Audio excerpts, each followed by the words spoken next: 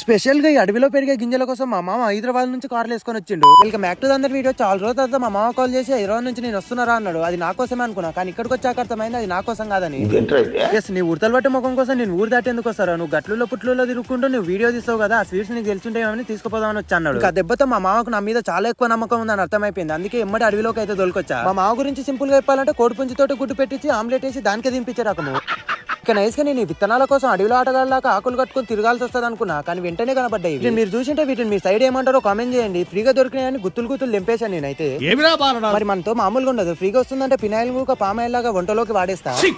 కష్టపడ్డానికి కాటికెళ్ళిన ఫలితం దొరికినట్టు నేను ఇంత కష్టపడి మా మామకి విత్తనాలు తెంపిస్తే మా మామ ఏమంటున్నా తెలుసు, నా కష్టానికి ఫలితంగా కారులో ఎక్కించుకొని ఇంటికాడ దించుతాడంట. ఇలా ఉంటది. అల్లుడు ఆస్తులు అమ్మి బిడ్డకి వడ్డానం కొనిస్తే చెవులకమ్మ లేదని చెప్పుతో కొట్టిందంట వెనకటికి.